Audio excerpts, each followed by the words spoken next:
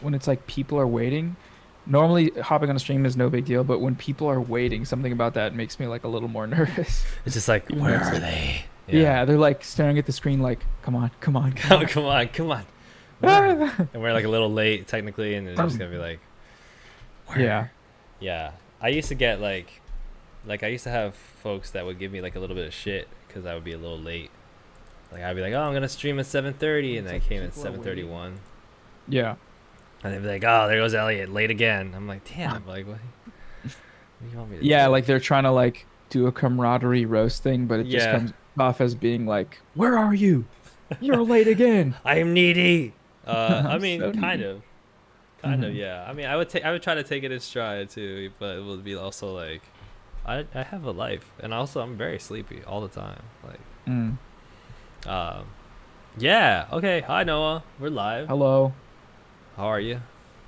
Good. My Hey. camera just froze. Hey, Hey. Welcome back. and unfroze. What's up? Nice. I'm doing good, man. I'm excited to be here on the Elliot Saying stream. If my camera will just work. It's Um, okay. It's yeah, all right. you've been doing these. Okay, it's like fully freezing. One sec. Yeah. Every 5 seconds. It's just like let's let's let him think. Hello everyone in the Cook. chat. Do not let him cook. Let him Nah. starve. Why he burned the rice? Let him eat yogurt out the fridge.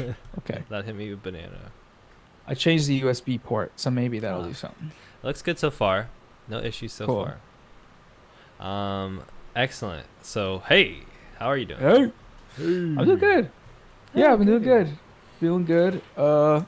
Did some writing today. I'm like finishing up a video that I'm pretty excited about. Another one. And another one. Yeah, like the last week I've just been kind of going freak mode on like uploading, and I guess that ties into the mental health conversation because right at the tail end of it, I for sure like in my last like video, I was like, oh, this is I could tell the mania is like starting out. And usually it doesn't come on that like it comes on earlier, but Right. this yeah, the week has been like building up to a point of like, okay, I should probably chill the fuck out for Yeah. like a couple days. So I'm feeling good though. Yeah. How you doing? That's kind of a good balance though, like a good approach where it's just like let me just go freak mode for a while, let's see where this like where the wall comes, and then be like, all right, time to stop.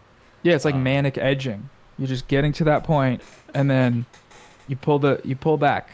You chill. You don't even write. You don't even watch any content. You just you wait a just second, chill. wait a day, and then start again. So been writing that, but Yeah, it's hard to it's hard to just stop doing things. I find like for me, it's like I'm always trying to throw my brain at something. mm, Um, I've been good. Thank you for asking. I've been very sleepy. I just said that a bunch. It's just that it's the air over here not great right now. Um, smoggy or humid. both actually today. Nice. A Mm. nice 1-2 punch of smog. Like I mean, yes, like the weekend, Friday and Saturday was much worse. It got up to like 150, 160 in the AQI, which is like very unhealthy. Mm. Um, Same with and degrees. yeah, and then today it's clearer, but then the humidity has come, the clouds have come, the rain, and so it's a lot of that, and it's a lot of heat, and it's a lot of me kind of just having like a brain that like shuts down sometimes, where it's just like hello, just try to anybody in there. Um, Yeah. yeah, I get like these periods of time where I'm just super lazy, and don't want to do anything, but I'm Is trying that kind of to the vibe enjoy you're in it right now, or you're a just little like bit. sleepy and lazy? Yeah. A Okay. little bit, yeah. I mean, I think when when the weather is like this, it kind of makes it even easier to be like that. I Yeah. think also it's a Sunday, and it's sometimes you just need to chill and have a really nice like nothing time. I want to do some stretching later. The stretching is very important. It turns out. Mm. Staying Um, limber. staying staying limber, and flexy. Do you do like Um, yoga or just you just hop, get the stretch out the muscles and um, I try to do some yoga and some stuff, some routines. Change it up a little bit from time to time, but I've got some go tos. Definitely, I sit a lot. Got to get the hip flexors nice and loose. I mean, you probably like you have a bit of an athletic history, so you probably are more uh, familiar with like types of like stretching and body stuff you got to do to get yourself in body shape. I don't The know. extent of my stretching knowledge is like, ooh, that I could feel that. I'm like, ooh, from that angle, there's something's getting stretched. Yeah. And then Uh oh. also, yeah, I'll just restart it anytime. I just kind of hit space bar and it seems to reset. Okay. And also just being in like the training room at like well during sports and seeing the anatomy, like the muscles and being like, oh, I see the angle that that's going at. I'll try to hit that, and then you try it and that. But I mean, beyond that, it's just kind of like, I hope I don't cramp. So it's, I Yeah. mean, I follow like like I think a running influencer, and I started watching the content, and like a big part of it is like stretching and staying limber and like doing that all the time. And I'm like, that looks like it would lead to feeling good all the time in terms of like if you're doing like if you're going on a jog and then you're also stretching out, I feel like that like feels good for your body. Just generally as like a general health point. So that's good that you're doing that. Yeah, 100% something I want to do more, and I'm trying to do more because the way that your body feels really contributes a ton to the way that you feel mentally, and then the things you do in your life as a result. And a lot of times, like right now, like I've been just so like sore and stiff, and that makes it just much harder for me to like socialize or go out and like feel good about things. It makes me want to just sit on a couch and like eat ice cream and then have my stomach like light on fire and then all Hmm. those good things. And I think that that's kind of the spiral, right? Whereas when you make that intervention to be like, let me take care of my body for a while, it really pays a lot of dividends where you start feeling good in your body and then you start being like, oh, let me do a little something, let me go out for a walk, let me do a jog, let me lift, or let me go hang Text out. somebody back. Yeah. Yeah, let me text my friends. It's been a long time. um yeah, I think you're a person obviously who's like, you've had content a lot. You've put out content about working out and running and stuff like that. And do you feel like, how do you feel in terms of like your relationship with your body, of like what kinds of things you try to get out of like your physical activity, and what kind of dividends you see it pay on your life? Yeah, I've gone through period like I always did a lot of like weightlifting in high school and stuff and on into college, and I never really did a lot of like cardio, but slowly I've started to do that lately. For sure, like the periods of time where I've like been in healthy mode, which is like calorie tracking, which is for a lot of people not healthy, but like for me, I have no issue with it. And with lifting weights consistently and just trying to stay healthy and like do activities. Um, Super good for the mental health, but also always super good for the mental health and also the feeling of like being strong and like going into the gym and lifting a weight that like last week you couldn't lift, and so you can feel yourself getting stronger is so sick. Like I love that element of it, and just feeling like you're pushing your body's potential is a very, it's just like induces or yeah makes more endorphins for sure. But corollary with that is always the body image stuff, which Yeah. has like for sure there's for me it's like super difficult to divorce those two things, Yeah. even though I try to go in and think about it as prioritizing one thing. There's still that shit where there's like 3,000 mirrors and the guy next to you looks like, Arnold, and you're like, fuck, like I know there's a big part of why I'm here is to look good, and that doesn't feel good because I know that's not a good motivation, but that's you just try to like work out of that, I guess. And then with running, like I always hated running. I got into it earlier this year and then I sprained my ankle on a swing set and then I healed back up, and so now I'm getting back into it. It's a different thing, but it feels really good to like from a health perspective, like in the Right. same way that gaining strength, just like being able to run longer, like over the course of a month, and not really faster. I just like run a little bit longer, and I'm really slow, but it's still running. I know I'm frozen. Which to me is cool that I've never been able to do that until this year. So that's like I'm psyched about that. But yeah, mental health too. I'm sure you're like you Yeah. were talking about, I guess. Yeah, I think that's awesome. I mean, I have such an adverse feeling about running too a lot of the times, especially running outside in sneakers. It's like much more comfortable to for me to run like barefoot, like on a mat or in my house. But going outside in the sneakers, it's just like I can feel the pressure on my knees a lot more. Yeah, I'm the trying to, concrete. yeah, that concrete, it hurt. And I get this feeling of my legs being too heavy. I think that's one of those things. There's a correlation with mental health there too. It's like that heaviness is really that feeling that that kind of goes hand in hand with a type of like feeling of almost like a depression, where it's like it's not even necessarily like a physical heaviness, like a actual amount of weight. It's more of a feeling of like it is hard to move. It is hard to lift my arms up all the way. It's hard to move my legs a lot. Everything feels like a lot of pressure on my muscles, on my joints. And I feel like a similar thing can be experienced with mental health when you're in a bad place. It feels like everything's very heavy. Like it feels like, you know, just the weight of everything around you, the pressure of things, the amount of energy it takes to think, to get tasks done. For me, a lot of the times, yeah, when I'm having a bad mental health day, it's just like everything requires so much effort and everything feels like it's way too much to push.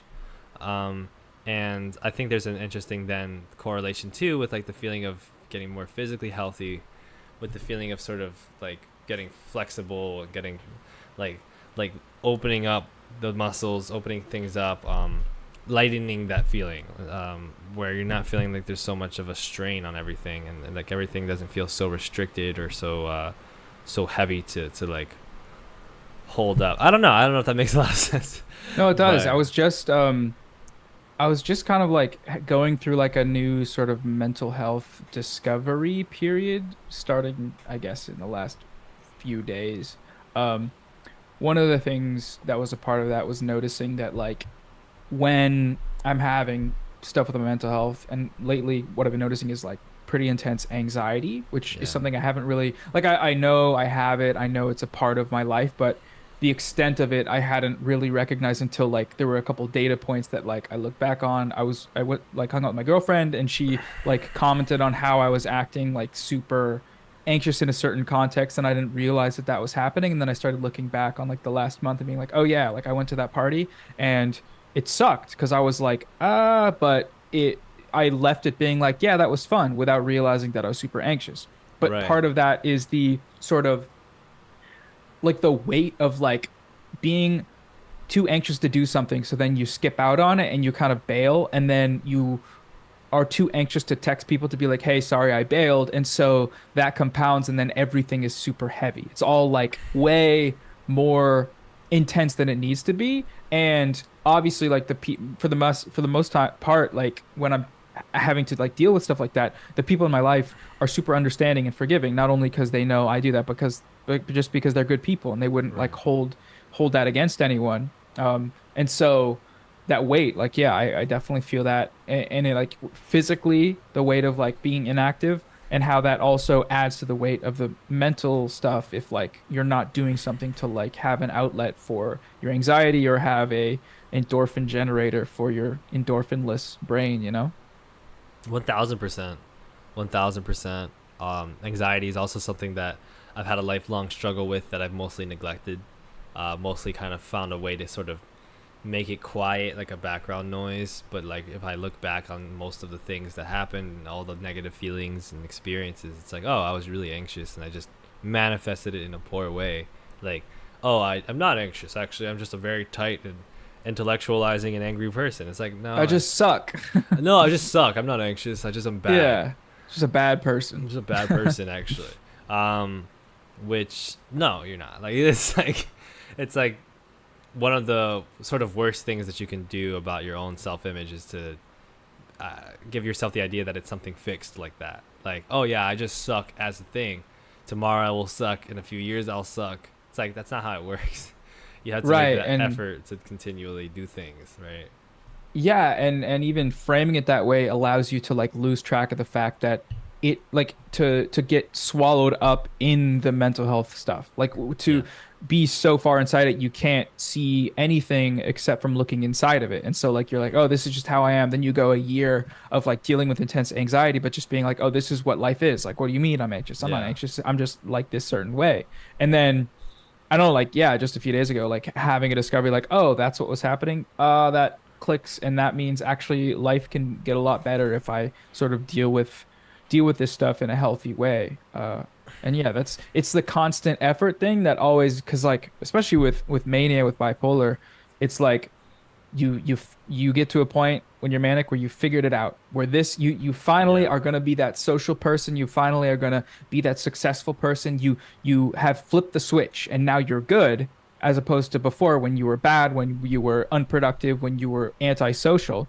But then, once that's over, because you thought you flipped the switch, now it's like, okay, why, like, takes a while to figure out why it's not working.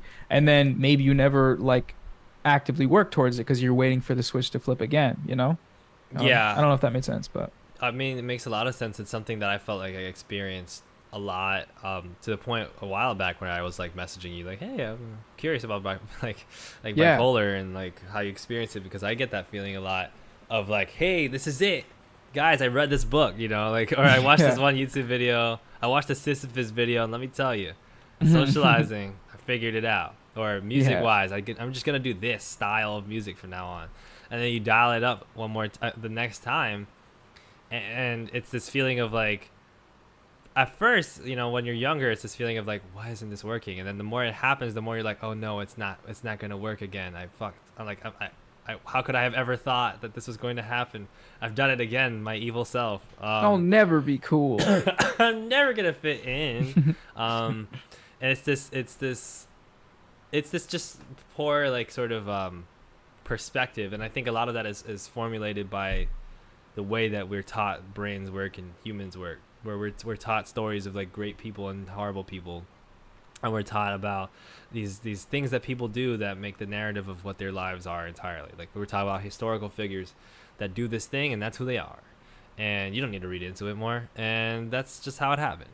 Mm. And about people who make these great decisions, like great men of history, right? And it's like, well, when Lincoln freed those slaves, and like things like that.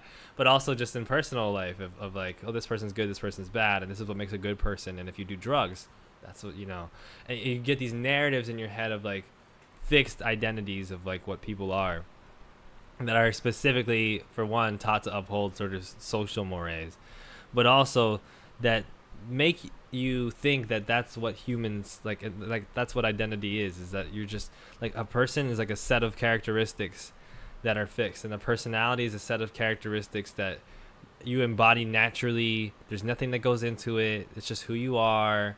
And if you keep running into a feeling over and over again, it's because you didn't fix it, because it's always, it's just, rather than being able to view life as this process, where you are sad sometimes because you're sad, because you're meant, that's just part of life, or you're happy sometimes because you're happy.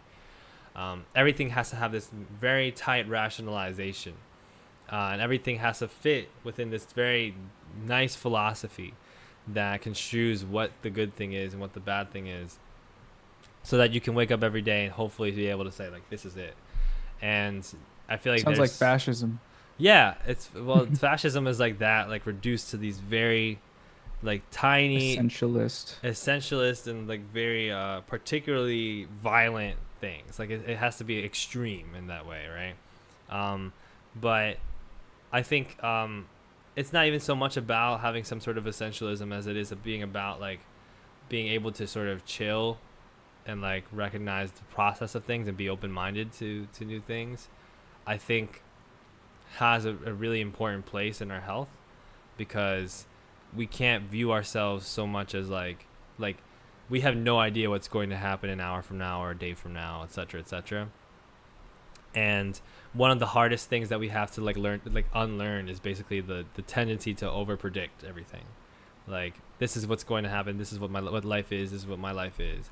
I feel like that's a tendency that I fall into all the time, because it's easier to sit and believe like this is the way things are than to actually go out and try to honestly experience everything and open yourself up to like other people's experiences, you know? They need to have like a button or something that you can press that'll like remind you that life is fluid and nothing is fixed, and you know it's gonna be all right and no situation is fully like ubiquitous. Because like Yeah. yeah, I feel like going through periods of not that and then going through periods of that, and it just I don't know, it feels very irregular. Right. But I think a lot of yeah, a lot of people deal with that, and it's just like patterns and habits and things like that. But yeah, all of that. Yeah. When so I think I want to talk a lot about like being online and stuff, and I titled Hmm. the video the live streams in a similar way to denote that.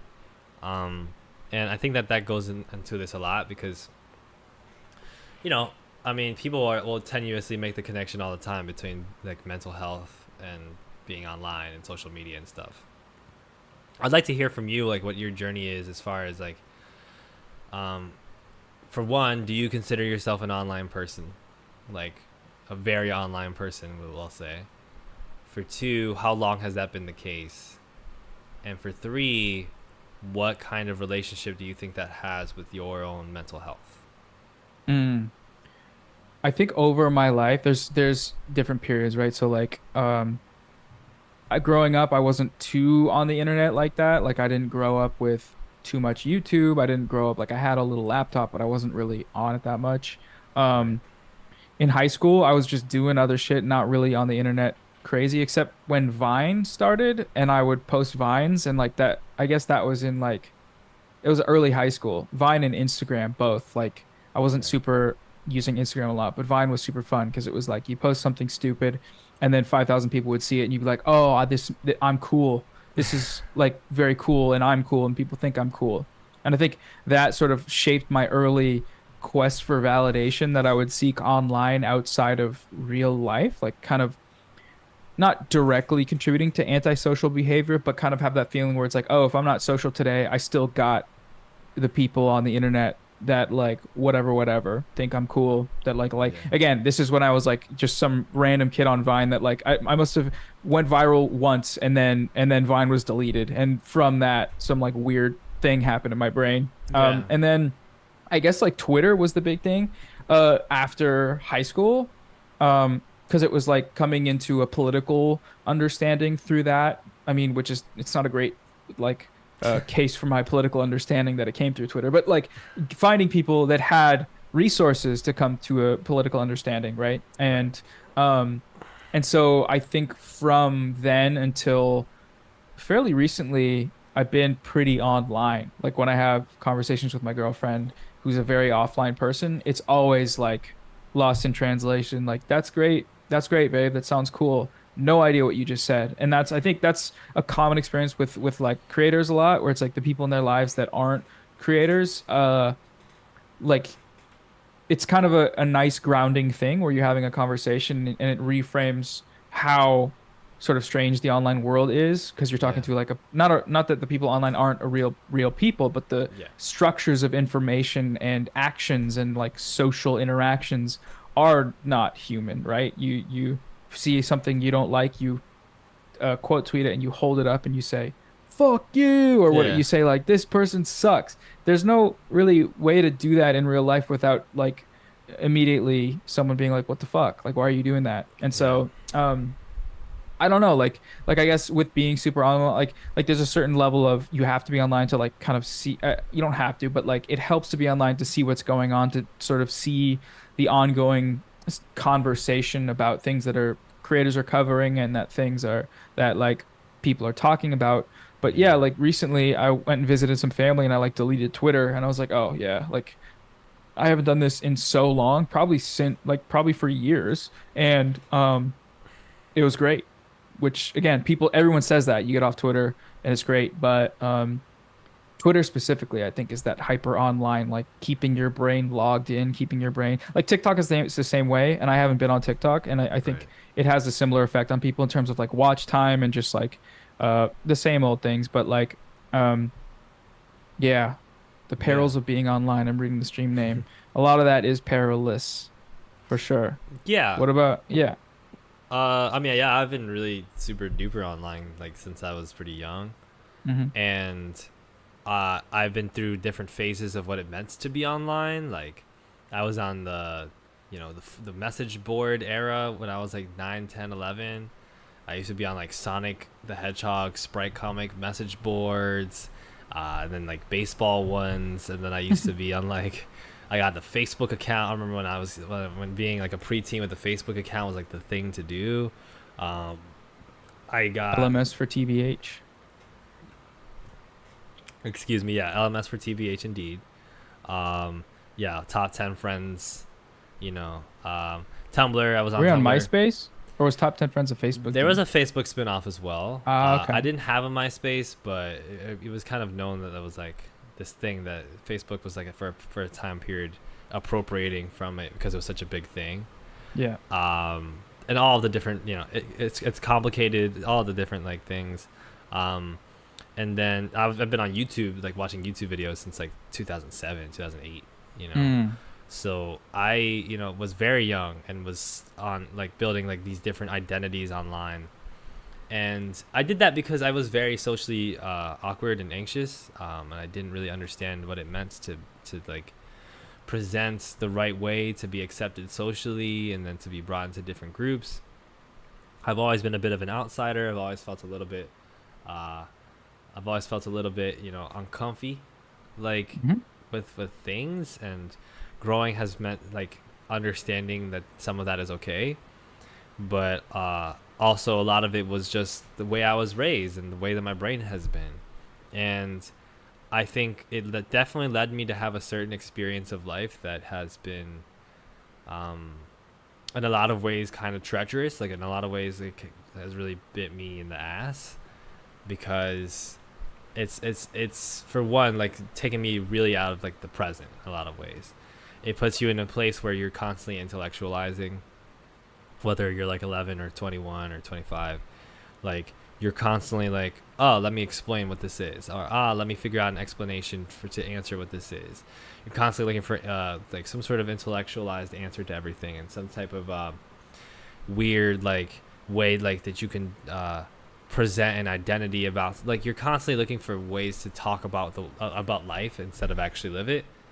And that's one of the biggest limits of social interaction online, is that it's only filtered through text, like text that you would be sharing on a specific forum that oftentimes is moderated by specific like things, like specific interests, Yeah. whether it's on Twitter with Elon, and like there's always going to be like algorithms and stuff on social media. But even before then, it was like just the social space and like the internet in general, and how it would influence what you could say that is cool and what you could say that is not. With that said, there was a lot of great things that I got from being online, and to this day, I think if you go on Twitter like 10 minutes a week, you probably have like a good amount of Twitter, Hmm. because it's always good to, Microdose. yeah, like a microdose of Twitter. Well, maybe not microdosing, because it shouldn't be that consistent either. It should always feel like a new thing whenever you log on to Twitter. I feel like it shouldn't be Mm. something that you want to like continue to keep in your bloodstream. Yeah. um, but Twitter is a good place to go see like a lot of stuff, to go see like resources or info, or just to see memes. The memes are always excellent on Twitter. And I think in general, like, yeah, a lot of these spaces, they can be great when you're on there for limited periods of time in a week. But there's something that's really important about the feeling you get when you're like cooking, and you have to pay attention to the food, or the feeling you get when you're jogging, or the feeling you get when you're having a conversation with somebody in person. There's so much physical and more than physical, like extra physical stuff that makes you there's so many endorphins that have to get released, I guess you could say, to use that term. And you end up living a kind of life where you're really like starved almost, like you're missing key nutrients for your diet almost, and you're like like desperately searching more and more online to try to get those things that you can't really get online. And so then you became more and more stressed out and depressed and frustrated because it's like, what, like, why am I missing this thing? Um, and I think also it also depends.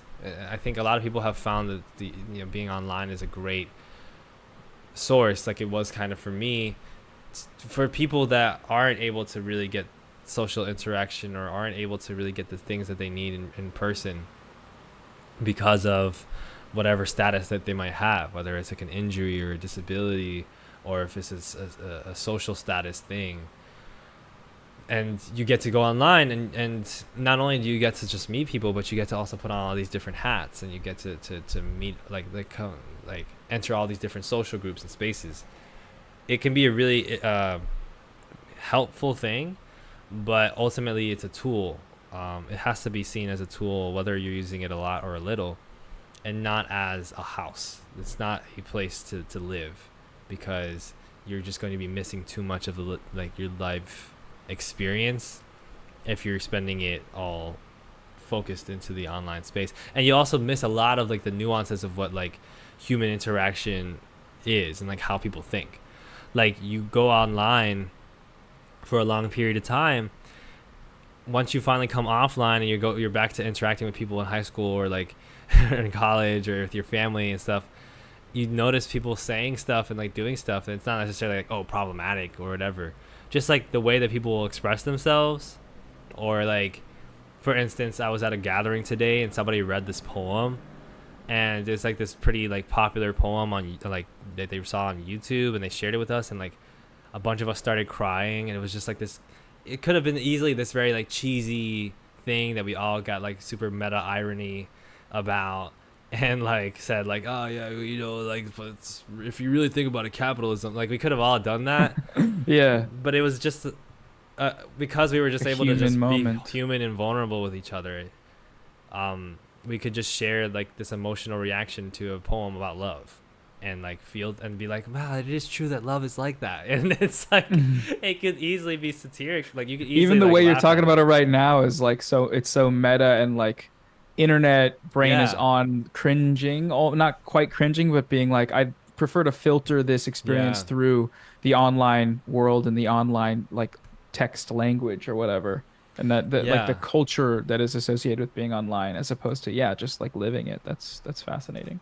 Yeah, yeah, exactly. Like you're constantly like, let me put this in a category, and then let me put this in a description, and let me do this, and that.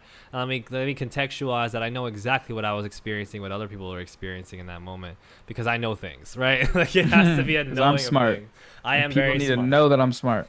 It's so weird, isn't it? Like I think there is this baked in like level of performance to being online that we don't even notice at a certain point until we realize that like there's so many people that get to just kind of allow themselves to be flawed, and we don't really know what it's like as much because we're spending so much time in these places where we have to perform to like be there and to like not get like in trouble or not get like, and again, like not in the sense of like, yeah, people are so sensitive, like I'm not trying to do that spiel, because I think that's one of the great like pluses of the internet, is that you get to see people's different perspectives, and like people get to get called out and stuff. Hmm. But the level to which people can allow themselves to be like corny or cheesy or weird or Cringe. ignorant, or silly, like cringe. Exactly. That's such a great. I mean, cringe is this term that gets utilized almost as if it's like the equivalent with death, and it's like actually Yeah. much of life is like that. The Jake Novak TikTok. Do you remember that? The SNL cast Yeah, member I want to be audition thing? cast in SNL. Yeah. Yeah, that's like prime example of somebody just doing something, and then everyone immediately having a collective reaction of cringe to the point that like I don't remember if he ever spoke on like, I think he was pretty positive about the experience, but it was very much like whenever those breaches between how we interact online and versus how we interact in person. Whereas like that song could have been just performed at a theater and people would like probably fuck with it heavily because it's like you're just listening to this. But when it's filtered through this, like again, obviously it's like TikTok content, and there were a lot of things about it that had things that would inevitably create that reaction. But like as opposed to having a human reaction of being like, oh, okay, this person's trying to do their thing, and like it might not be for me, but Yeah. like it had the polar opposite effect of just so like heavy dogpiling to the point where again it kind of like I don't know how to talk about the Colleen Ballinger stuff. You've been seeing stuff about that. Yeah. Yeah, I guess everyone has without it being weird, So I mean maybe I shouldn't even talk about it candidly online, but that's another thing where it's like um this sort of like fixation with the deeds that she had did versus and how we are going to hold her accountable now on the internet, which means every creator makes a video about it, myself included. Every online user comments saying, "Wow, I can't believe that." And then everything creates this like giant whirlwind tornado that is so divorced from like reality and like the material effects that like The true her situation. actions Yeah. yeah, that her actions had on people. And again, like that doesn't mean we have to downplay those effects, but we have to look like at it proportionally and in terms of yeah, just like the human element of it that like when those are the times where I see it most laid bare as internet culture colliding with our ability to be human and that internet culture just whooping its ass because of how I guess like online and how like easy it is to buy into um the whole space because you're like living in it. You're Yeah. rarely ever fully unplugging from it. Yeah, it's the know-it-allness that really stands out, and maybe part of that is steeped in like the kind of people that have been dominant on the internet in terms of like the kinds of creators and whatever. But it's the constant. So when you see a situation play out in real life, right? Like you see somebody, maybe two people get into an argument at a restaurant, and it's like, oh, that person looks like they're not doing a good thing over there, right?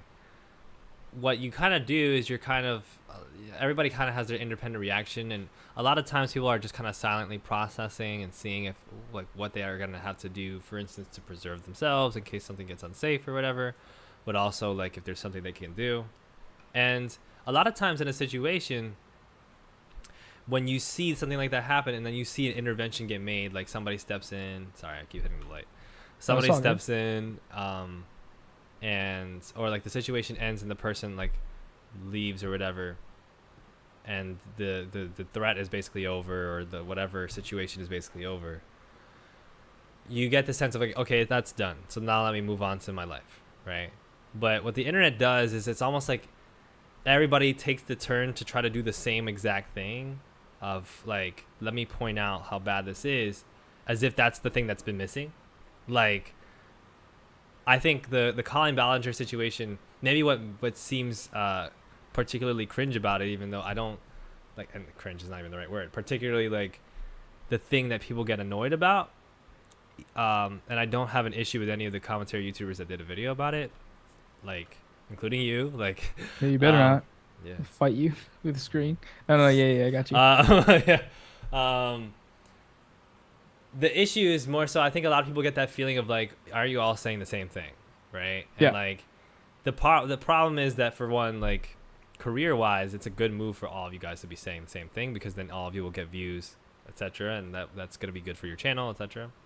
But also, it's that it extends even beyond those situations when somebody like monetary stake. It's like you see something on Reddit, and it's like everybody on Reddit, like somebody's getting dogpiled on Reddit, everybody in every subreddit has some sort of comment to make about it, and it's like in real life you get that feeling of well, what's been said has already, like what's needed to be said has already been said.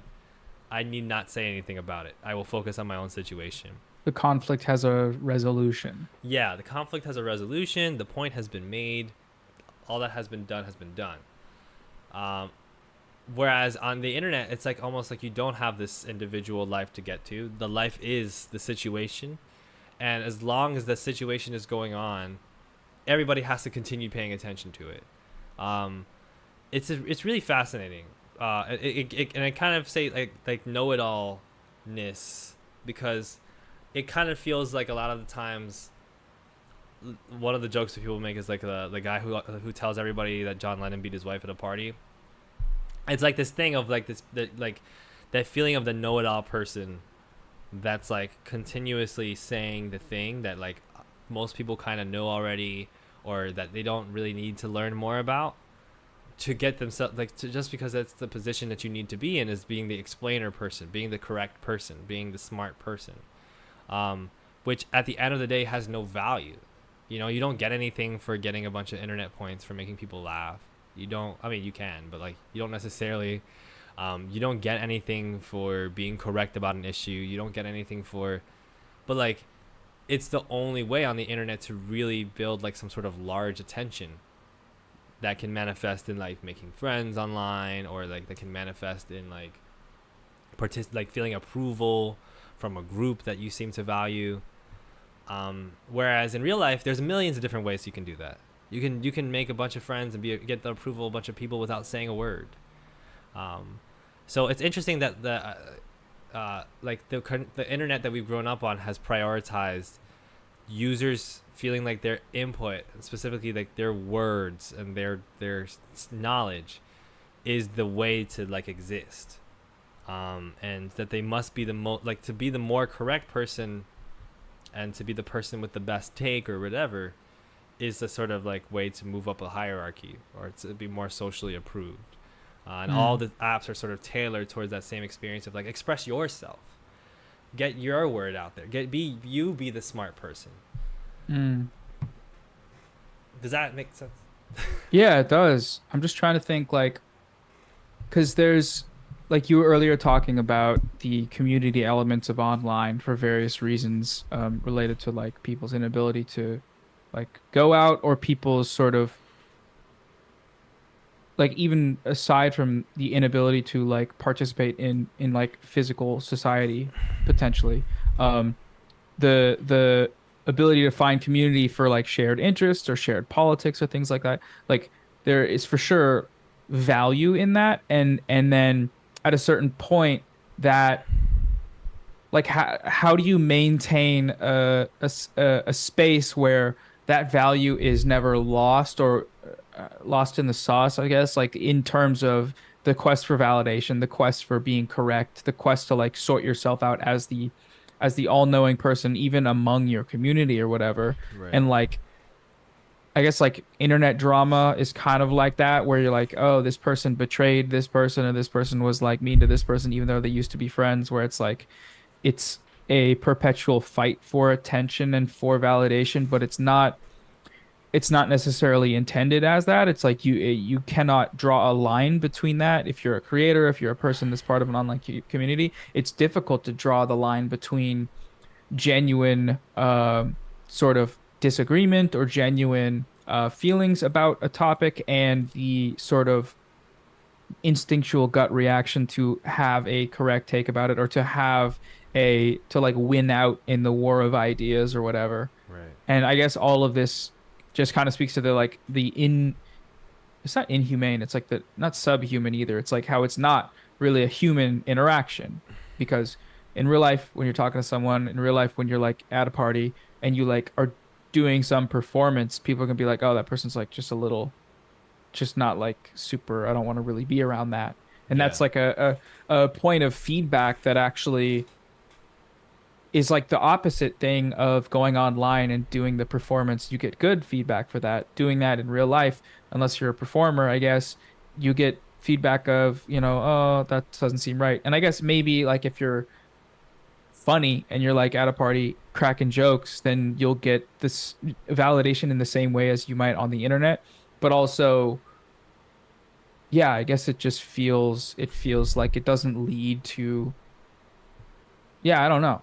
I don't know. Yeah. I'm thinking about this now, but Yeah. I mean, yeah. It's like you don't get points. Like you don't get likes for listening to somebody, right? hmm You don't yeah. get YouTube videos with 1 million views. I mean, you could if you were doing like one of those talky things, but like the point is that it's all about making your presence and like stamping your presence with like good branding. Yeah. Um, and that's maybe a particularly like corporate way of verbalizing that. But even when we think about like old internet and we think about like YouTube comedians, it's like, here I am, funny person, here's my hair color, this is what I look like, here's the kind of skits that I make, right? It's presentation, right? And that's part, I think that's a huge thing that you've gotten at, is that disconnect where if when you're in person and you feel like you're with somebody who's focused on just presenting themselves, it's easy to feel alienated by that because that person's not giving any energy towards you. Mm. Their energy's all going towards themselves and their own sort of presentation of self. But online, that's kind of how you have to be all of the time. It's like Yeah. when I have a conversation with somebody in a chat, uh, I feel like I have to continuously add something like, yes, like it is correct what you say about mental health. And furthermore, I also think this and that. And it's like, and then that person's Video gonna be like, essay yeah, speak. absolutely, and whatnot, and two, four, and like, and people are like continuously like the purpose of being in a chat. Like if you're doing like a talk, like a not a lecture, but like a panel. There's a crowd, and the crowd is basically quiet, maybe murmuring amongst themselves, and you might hear like a that kind of thing, Mm-hmm. and everybody's there. But in a chat, if the chat is like completely silent, it's not moving, and you don't know what's going on, right? So you might sit there and people might even think that the viewers are being bought because there's no chat. So you go on a Mm-hmm. Twitch chat, for instance, like a Hassan Twitch chat, or you go on anybody's Twitch chat. Everybody's just talking about something else, sending all these memes. It's just this complete chaotic performative energy that like all the users are inhibiting. A lot of the time, sometimes they give good feedback too, but it's also impossible for two people while having a conversation to then also clue in all of this feedback. So it's just like you're watching 20,000 people perform in real time, Mm. and it's mind blowing because it's way too overstimulating for me. But also, nobody has had to present to themselves that they're like humanly there for each other. Like there's no way to measure that. The only thing that you can see is messages, and so that's all everybody's sort of focused on. It's like, what's my message? What's my thing? What am I gonna say? And I think that people are really missing that in real life too, because I think because social media has drained us so much of that energy and like has put us more in a mode of like wanting to perform more, wanting to dress like a certain way and act a certain way, and have a presence of some sort. I feel like it's harder and harder to be able to sit to somebody and like have them listen to you. I think, I mean, it depends on where you're at and all of that, but like in New York City, like everybody's on the phone, right? You go to a party and everybody's on their phone, everybody's sitting in like a corner. It's not the same as it was like 20 years ago. Not to be like, yeah, back in my day, but like it's not the same as it was years ago where people would go and like you would kind of be forced to interact with each other, and it wouldn't be a bad thing because it's like, yeah, that's what humans do when they gather in places, right? Yeah. But now everybody has this convenient getaway too that you can kind of go and like say things to be given likes. Mm. Um, it's kind of horrifying, right? Like it's kind of scary, It's grim, for sure. a little bit grim. I one thing I was gonna say is like I I see like a lot of your community posts pop up on YouTube when I'm just like scrolling, and I really admire the way that you kind of uh, facilitate a collective or an ongoing conversation where Hmm. you're like highlighting, I guess, the perspective of your audience, or you're asking questions, getting feedback, like in your last video, which was excellent, by the way, Thank showing you. like for certain points, uh, specific stories of real people's experiences, and then sort of taking those and not dissecting them, but like I don't know the word, just having an ongoing conversation. And I really like if there is an a optimal way to operate online, I think it looks something like that. I think it creates space for conversations where nothing is necessarily right or wrong. Nothing is the correct take or the funniest take. It's just like this is how I feel, this is what's going on, and like I guess creating that space. I think it's like Yeah. I don't know. I think it's really cool, and I don't see a lot of people do that. Especially on I guess yeah, like on YouTube, but on Twitter especially, but YouTube. Some people use their community tab like that, but it's kind of rare. So Oh, I mean, I'm very yeah. thankful. Thank you for that. Mhm. Very kind of you. I sometimes had to like I kind of had to stumble on that because I feel such a pressure sometimes with my videos to be like, I need to come up with the best like answer to this. Like I need to have this topic first. That's gonna be a great topic, and do all the things that a good YouTube topic does. And then when people watch the video, I have to have been able to quote 3 different books, right? I had to be able to say in this book it did that, and I have a historical analysis, and I got a theory that I pop in here, and so everybody watches the video and goes, "Wow, this guy really nailed it. That's an amazing perspective that he brought in." And with this series of videos that I've been doing, I've been constantly going back to, first of all, I have to put less pressure on myself. Like, this is ridiculous.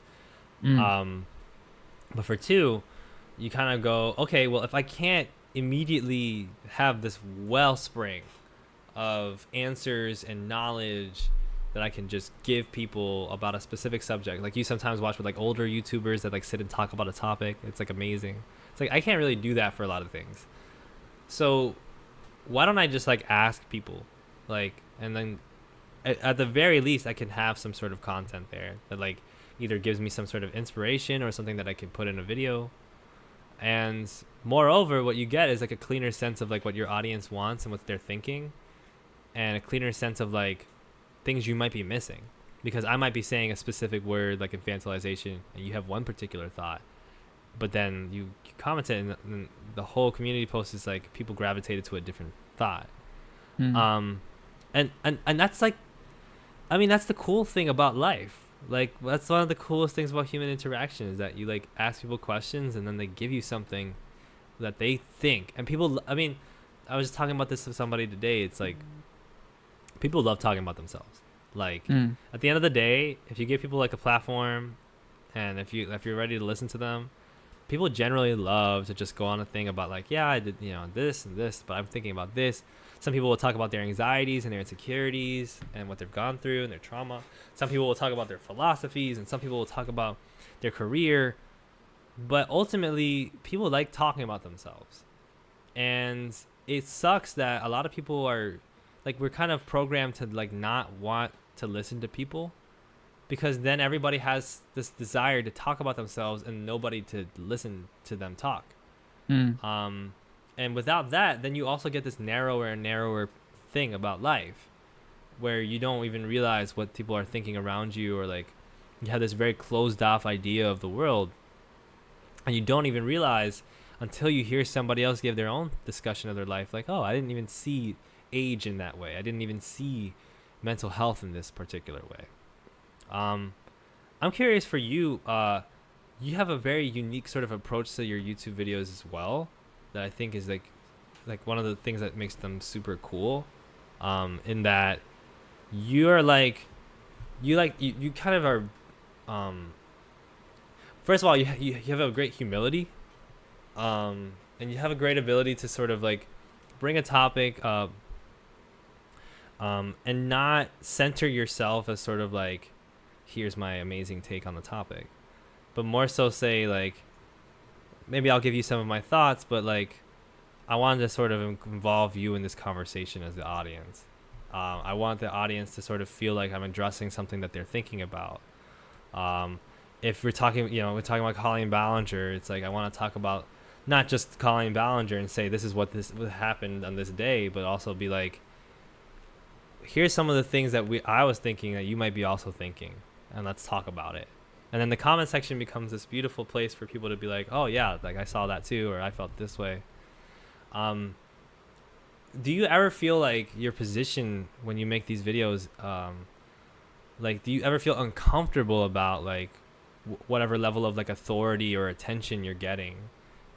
Because like as YouTubers, we generally like attention, and like For generally sure. like to look smart and cool, but there's also probably an uncomfortableness that I think everybody experiences, that I experience, of like, I don't really know if I know all that much, right? And I don't really know how much I have to offer, in terms of what I have to say here. Yeah, I've been feeling that more and more I'm just like looking over my videos trying to remember how this like has progressed. But I think Hmm. part of it is in line with um my like being kind of an isolated, maybe antisocial person, where you're starting to make content and you're just pure raw giving, putting yourself on there. And then over time you like connect with other creators. There's like different communities that sometimes overlap and sometimes don't. And then I think, especially when it comes to like politics or when it comes to like social issues, um, I have lately started to feel like, okay, like as much as I like will try to push towards so sort of involving the audience or asking questions or being like, I might be wrong about this, 'cause maybe I'm just not super confident in my perspective on it, or maybe I just like I might feel limited and might just not really feel like putting in the effort of like taking more time to think about it, which is another aspect of it that Right. probably I could work on. But like that, along with the idea of like when you're talking about politics with regards to like certain groups of people, um, involving those groups of people in your content, or like you do, where you'll call people, or like FD signifiers. That like a good example of someone I've seen do this over and over again, and like a very heavily sort of uh position the commentary or the thesis or the arguments around those experiences, and that those the testimony from real people and from real people's like perspectives. And Yeah. so I because I've always been sort of an isolated person, that hasn't been necessarily a super big part of my content where I'm like going out and reaching out and sort of connecting on that level. And Right. I'm seeing that obviously it's way more efficient for content to not do that because you Yeah. can just post something. I mean, like most creators that are really big that post consistently and stuff don't do that. And that's Right. no shade to them. Obviously, it works on YouTube, but I think I do feel that growing sense of like there's actually like I think a a sort of not moral imperative, but like a feeling of doing a disservice to this topic or to this idea because you really could be including a lot of different perspectives and shaping your perspective off of those perspectives as opposed to Right. just conjecturing on your own. And so that's sort of having not done that for a while is sort of a product of a lot of things like I said, like being a singular content creator, sort of antisocial, and even when I'm social, just like not following up with it super well. And yeah, I think like I'm feeling more like that, and I do want to do that in content, but also, um, I feel like there's always that part of me that won't. But like it definitely has been a discovery recently of like, oh, I am seeing more people just because it's based off the content you're exposed to and all the stuff I've ever watched before a certain like era of video essays, which I guess you could say is like the maybe bread tube 2.0 or 3.0 or whatever the fuck. Like until then, it's been, oh, I watch this person because I think they're funny, because I think they're smart, but rarely is it really incorporating a lot of different elements aside from, quotes from readings and books, Right. as you were talking about. And I think that that's like, in my perspective, the best way to mitigate that feeling of being on the soapbox. But even then, it's hard to strive for all the time because it's like the natural, like the biological urge of the YouTuber is to stand on the soapbox, you know? Yeah. I mean, most people like if your thought process is like I want to make a YouTube channel and talk about things that I'm interested in. That's generally gonna be like it going in one particular direction. You know, Mm. like you're not thinking to yourself necessarily like I'm interested in incorporating the thoughts of many people that I will come across. Right? It's just like I want to talk. Yeah. Um, does it ever feel sometimes um like you don't know what you want to talk about? Like you kind of pick a topic, but like you make the video and you're like in the process of making the video, um, either like pre-making it or like in the like recording it or whatever, and you just feel kind of like I don't really know what I'm doing. Does that ever Mm. like happen to you? I think a lot, like, I think, like, the fact that I'm thinking about this is so funny because definitely for sure. I, especially when I spend a lot of time writing, um, and I feel like I'm not a very practiced writer, and then just writing more has like allowed me to uncover this. But writing and working out ideas where I feel like I get to like a certain idea that I know I am falling short in some way about its analysis or about its articulation. Right. But being like earlier on being less practiced, being like, oh, that I like not being able to recognize that I might not be doing that topic like I might be doing that topic a disservice, and also just moving forward with the video because you want to make a video and you're like, that I guess that sounds fine, let's post. And then Yeah. that like I'm discovering that now, but I think like that it takes a while to like recognize that feeling or like sort of Yeah. feel that feeling and um and adjust to it. And I'm just in the starting period of adjusting because yeah, like for so long I've been very like I don't know, I think I have a super big lack of confidence when it comes to writing, but also I know it comes from a good place of like knowing the quality of stuff and the types of content that I really appreciate and enjoy and wanting to strive towards that and wanting to strive towards being as sort of objective and fair and reasonable while also developing your voice and things, which again it is of course like having the tallest soapbox or whatever. It's like very intrinsically related to that. But I think if the intent, like for me, the intent isn't necessarily to get that. It's more so for like self-growth and like improving on your art or like shaping your art or your work to be closer to just develop, as a creator or as like a someone who's outputting stuff into the world. And I think if that like for me, it's okay if that's the motivation. And right now that is the motivation, although untying it from from like wanting to be liked and subscribed to and followed uh is difficult. It's for Yeah. sure difficult, you know? Yeah, like that's the job too. Like you Yeah. can't help but think like about making money and stuff like that. That's what we do. Hmm. Yeah. Um,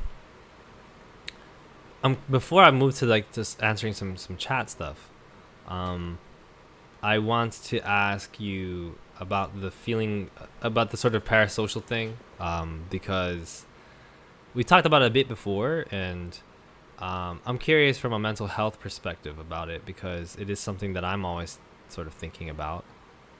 Um, just in general, being perceived is not easy, and for us especially, like we kind of are, um, whether inadvertently or otherwise, we're kind of like, what people call bread tube, and we do the lefty thing, and you get kind of a lot of people's different expectations of what you should be doing as like a lefty YouTuber. And it's hard for me sometimes to know because I'm still kind of new to this in my mind, and I'm always kind of changing my mind, and I'm always kind of trying to learn. And I'm always kind of trying to come at it from a perspective of like I'm a YouTuber. I like a kind of journalistic approach, but I also like to just like make videos, and I want to make sure I get my revenue or whatever. Like it's hard for me to sort of build like a consistent like idea of like this is what I'm gonna do politically with my channel, and I think there's a lot of pressure to feel like yeah, like you have to do a specific type of politics, kind of, or like you have to make sure you have a politics and you can define it, and then you can have the books and all the stuff behind it, which is something I'm not particularly great at doing. And we're also not really like doing like political like lefty create like we're not doing super theoretical stuff. We're not doing super like organizational stuff. We're not talking about specific political topics like wars and stuff, right? We're talking about pop culture. We're talking about dumb videos.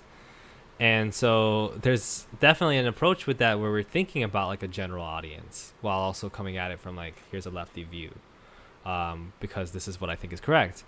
But at the same time, there's also that feeling of like, isn't this trivial to a degree?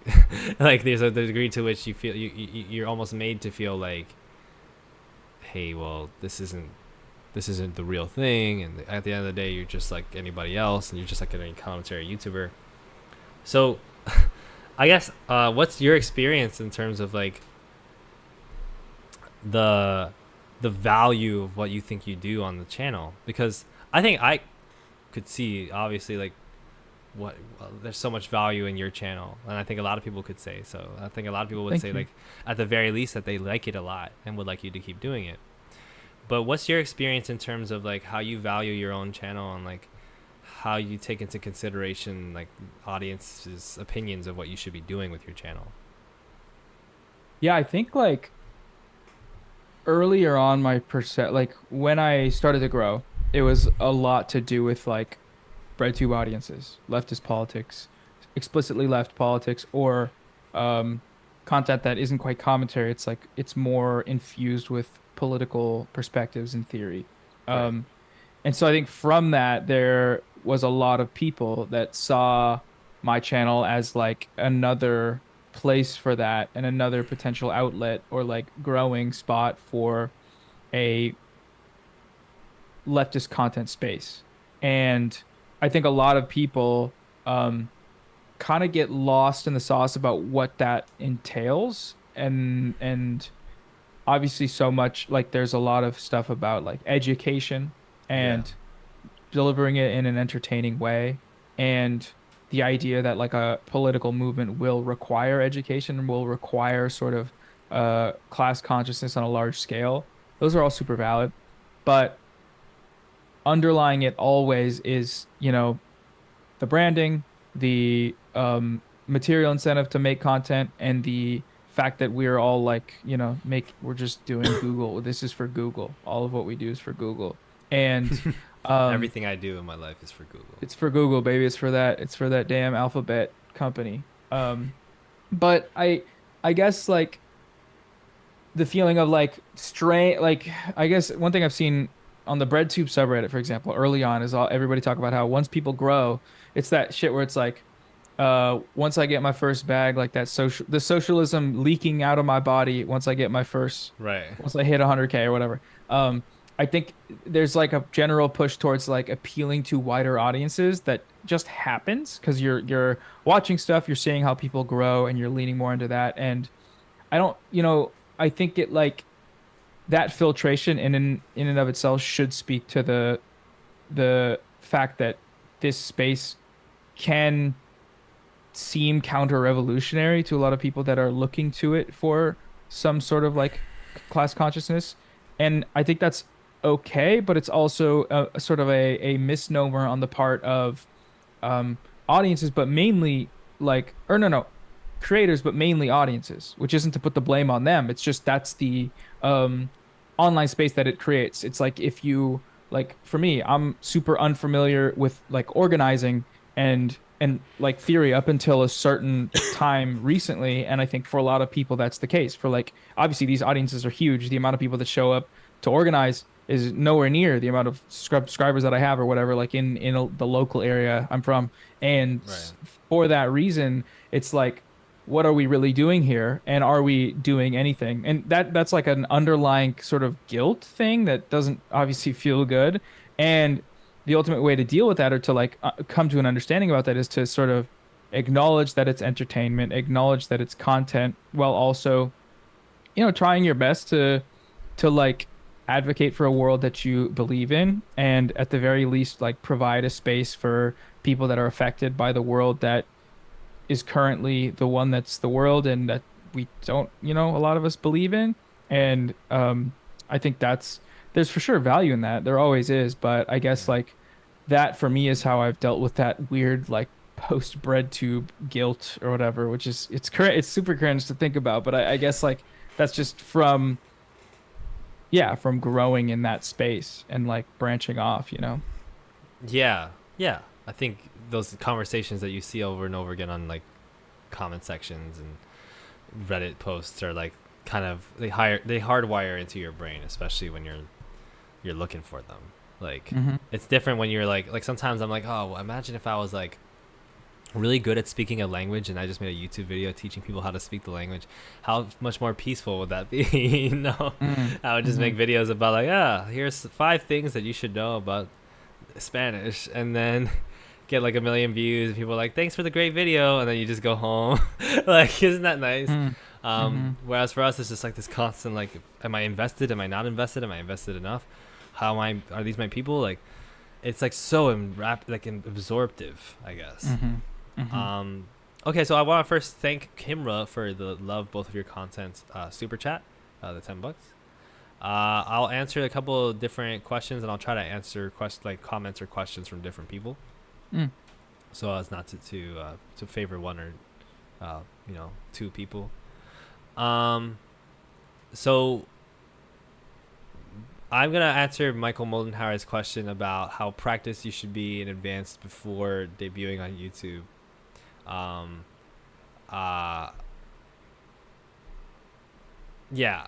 So before, I guess what I could ask, like in terms of that, like what he may mean by practiced is like, what kind of experience did you have leading into doing YouTube videos that led you to be like that helped you making YouTube videos? Because I you've told me a couple things behind the scenes of stuff you do, of stuff you've done in the past, and I'm like, oh, I had stuff too where I was like, oh yeah, I did a video here, or like, but it's I don't know if you think about it that way either. Yeah, I was about to say no was my answer to the how much experience, like just No. no. But that's super conceited because I was an editor for like I was a video editor. I like shot and edited music videos, just like locals, like small kind of like uh Cole Bennett type. This first part of Cole Bennett's career where it's like you just run Lyrical and gun. Lemonade, yeah. Lyrical Lemonade at the 5K subscriber mark. Uh huh. And then from there I was like a YouTube content editor, and you if you edit 100 YouTube videos for someone, you learn how to edit videos. Like that's just what happens. So starting out for me, I like had that a very advantageous position to just be experienced in that, and then just to like not have to worry about that and just immediately be able to go into like um just making content. So Right. super, that was like kind of a unique experience. But I will say that everything that I learned about YouTube was on YouTube pretty Mm. much. And like even though I did have a lot of time to do that, I still think like I'm not like I don't know what my IQ is, but I don't feel like the brightest, most hardworking person. And so even just getting to the basis of like starting to upload, I think is the biggest thing, which like Yeah. if you want to do to YouTube, you have to like upload, get some sort of feedback. It's like friends and family at the start, just like literally objective, not like, oh, I'm so happy you're doing this, but just like, hey, like what do you think of this? Stuff like that. Yeah. And then yeah, I don't know. I think beyond that, like obviously, like I said, I had a lot of stuff, but just uploading, it's tough. I don't like giving people YouTube advice because I recognize how like unique my position and a lot of Mm. our positions are for various reasons. But whenever people ask, I just try to say that just upload. That's like really all I can give. Yeah, I'm working on a YouTube video. This is like a spoiler, but that's going to be about like giving people advice for starting a commentary channel, because I Mm-mm. think it could be, I'm the kind of person like if I get a job, it's like I want to tell people about how to get the job if they're looking for a job. It's like, well, I'm Yeah, in the coffee business for, you know, yeah, um, and so I'm kind of trying to do a version of that with that. And yeah, part of it is literally just like there are certain skills and things that will make it easier or give you advantages or maybe even make you like really good at it, but the point isn't necessarily being good at it. The only thing you really need to be good at is like the title, thumbnail, watchability thing, and you can be yeah, watchable in a million different ways. So there, if it's not your talking voice, then like it could be something you do with your editing. It could be something you could do a voiceover. You could do a million different things. So I do try to tell people like, yeah, I mean, getting different background experience could be great for doing a YouTube video, for doing a YouTube channel. I think in the future, as more and more people do YouTube channels, people will look to things like that a little bit more and say like, hey, let me even study this as like a type of skill set. But it is more complicated than that. Yeah, I mean, I hate that I tend to be like everything is like, oh, it's more complicated. But I guess in that sense it's actually simple because it's just like you really can just do it, right? Even if you're just doing a Noah Samsen impression, it's just like just do it, like just go over there and do your best version of that. unironically, the earlier on in your YouTube career you are, the more your shit's gonna look like something that you were inspired by. That's totally fine. Right. Uh, as long as you're not doing like a Mr. Beast clone, whatever that, like it's like just shot for shot remakes or whatever. You'll be all right. So that's my Yeah. 2 cents. Yeah, I mean, copying is always the first step. Like every musician, it's like you learn how to play other songs. You start trying to sound like particular musicians. Um, Someone named Silas has asked, "What's the biggest lie you've been told?" Which is a fascinating question. Biggest lie. Biggest lie About you've been what? told? In my life? I guess just in your life in general. Fuck. I probably won't know what that is for until a What's little one that while comes later. to mind? Biggest lie. Damn. Damn. It's Sunday, bro. I feel Ugh. like Yeah, you go first. um so I think like I'm trying to give like an answer that's not like super like generic. Like big lie I was told is that there was something wrong with me, like that kind of thing. But My teacher told me I never amount to shit. this shit never amounts to nothing. Um I think a very big lie that I was told. Um, Man, there was like one recently that I almost thought of. Um, I think one that everybody kind of gets told that's really important is like it's kind of not a full lie. I think that's most of the things like when it comes to like lies that are in our head. It's like they're not 100% untrue. It's just that like the level of overarching uh like the idea that it's so overarching, it's so true that it can never be doubted and it applies in every situation, and that you just have to accept it. Like those are the ways that it becomes more and more insidious. Mm. um for me, a big one is like, oh, like you can't, once you get past a certain age, it's hard to start new things. It's like, yes, but it's not like naturally harder. It's more like socially harder. Like you can learn something in like 6 months. Like you could learn the piano in 6 months, the same way you would if you were a child. In fact, it could be even better if you than you did. Like you could learn faster. You could be a better player of the piano than you would have in the same process learning as a child.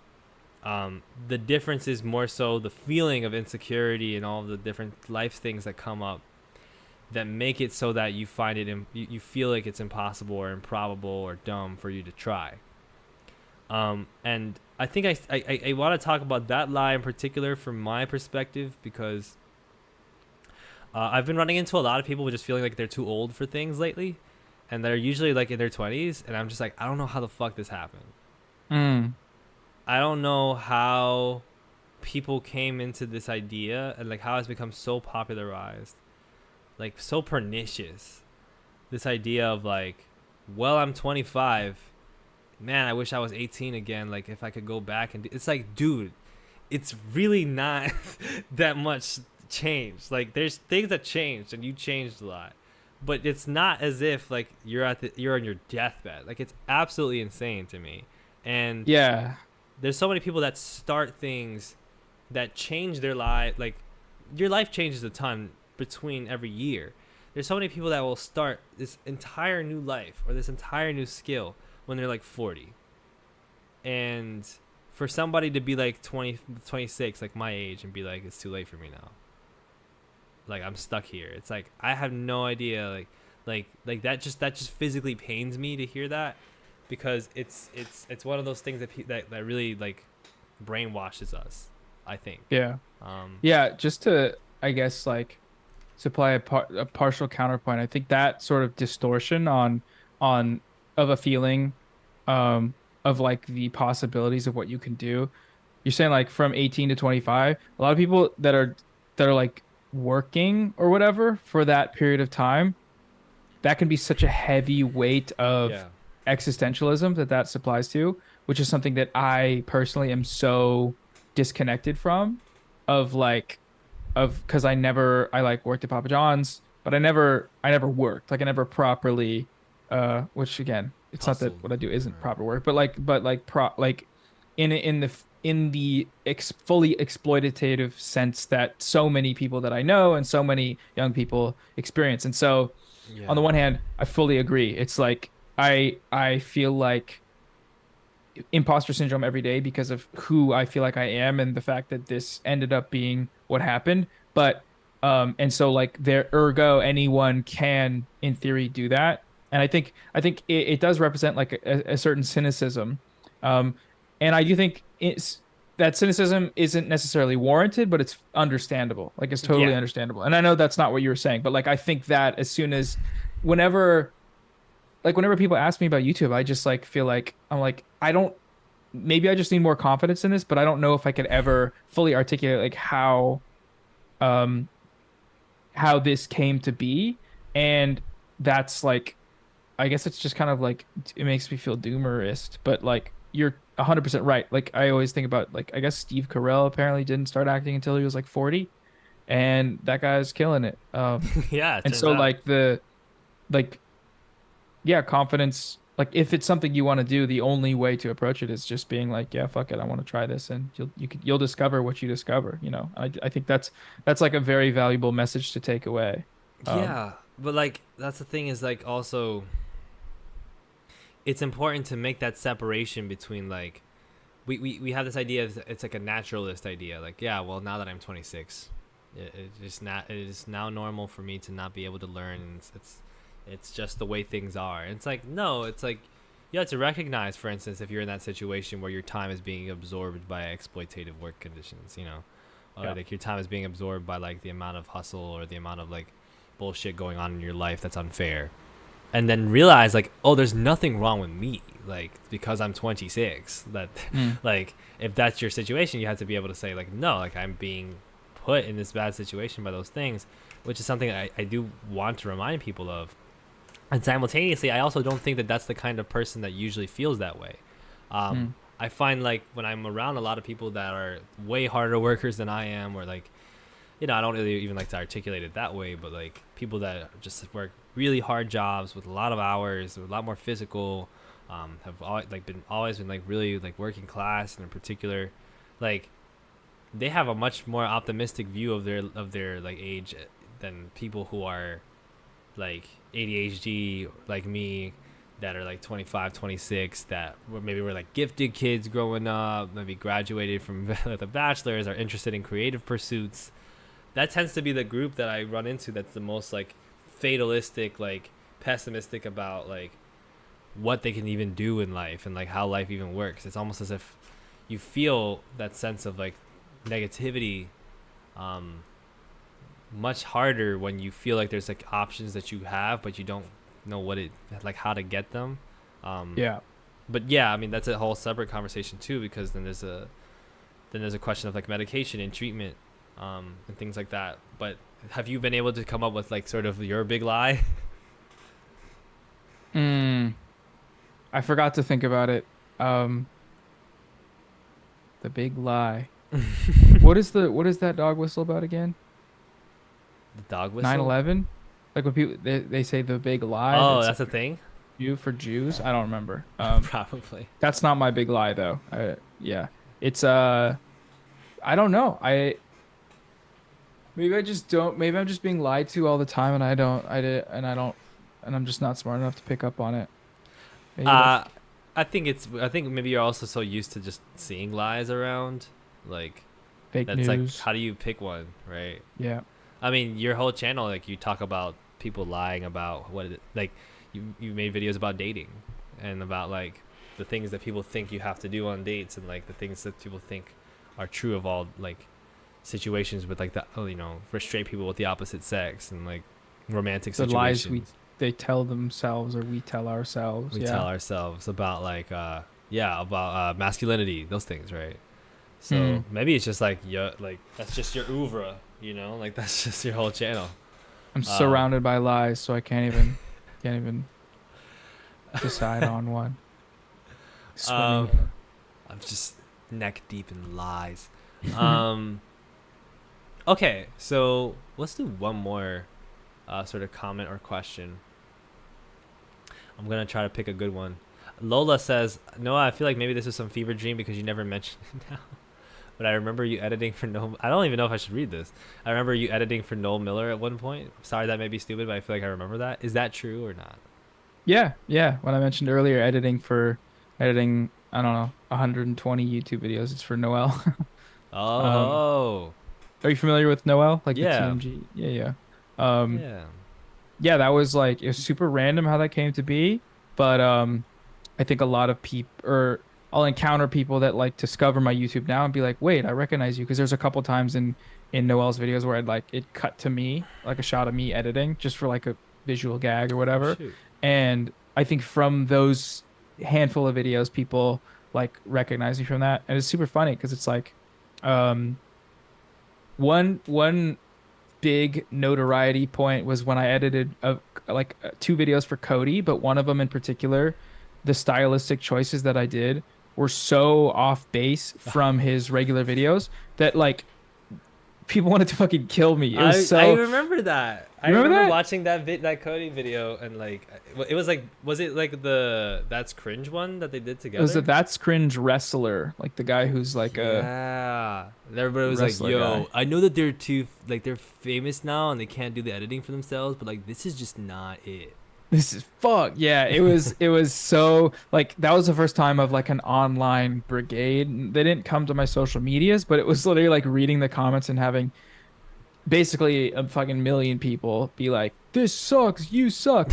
And like I was okay generally, like it sucked for sure, but it was also like I had done that video, that editing in collaboration with Cody. Like I was sending him cuts and I was like, "How does this go?" And he's like, "Dude, this is great. This is great. Keep them Like he coming." loved it, yeah. He loved it, yeah. And then after the fact, he was like, "Yeah, I think like our perceptions of ourselves as creators is really different from like it's super distinct from our audience's perceptive, where it's like if I just watch a video that's edited real crazy, but it's me being funny, that's just me being funny. But if an audience is used to me being funny in a certain type of way, you stray from that too hard, which I for sure did. That video was like the most insane I remember ADHD having like a lot of editing. effects on it, yeah. Yeah, I was super. I like went. It was because it was like Cody Ko, big YouTuber, first big job. Like I was working with Noel and stuff, but it was like Cody's like he has like double the subs or whatever like rationale was in my head, and then so I went super hard, and yeah, it happened. Super funny, but yeah, like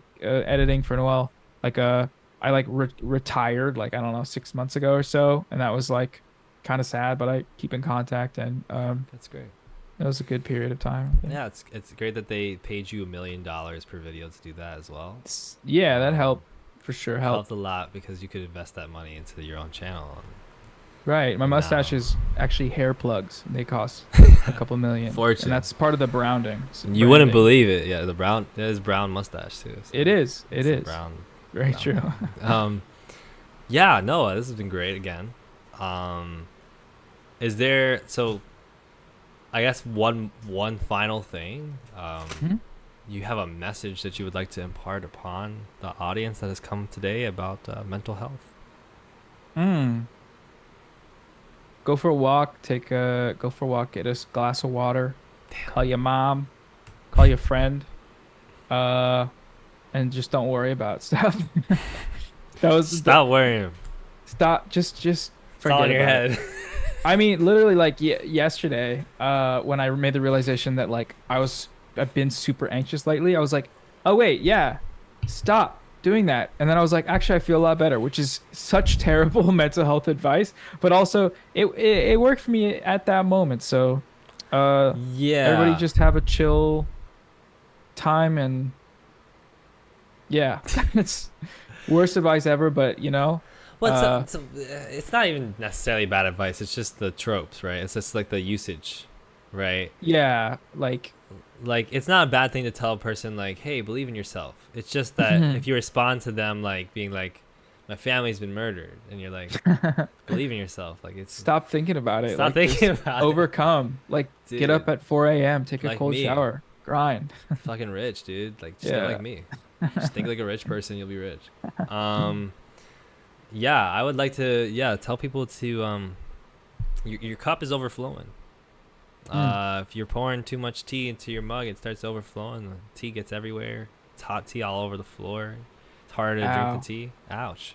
Warps your Um, wood. make sure when you put that tea machine on and you're pressing between your options, 4 ounces, 6 ounces. Make sure you're not picking too big for the cup that you've chosen. Because Yep. you only got so much space. So, go with a solid 6 ounces. Get that done, and make sure you're not overflowing yourself, because then you've created more problems for yourself than you can handle. So You don't need to do that. yeah, you You don't don't need to have. do that. You could just have 6 ounces of tea. So yeah, or coffee. Noah, it's been great talking to you again. Thank you for coming onto my channel. Yeah, thanks so much for having me. Great as always. Stay in touch and bye everybody. Goodbye. Good luck with See the ya. new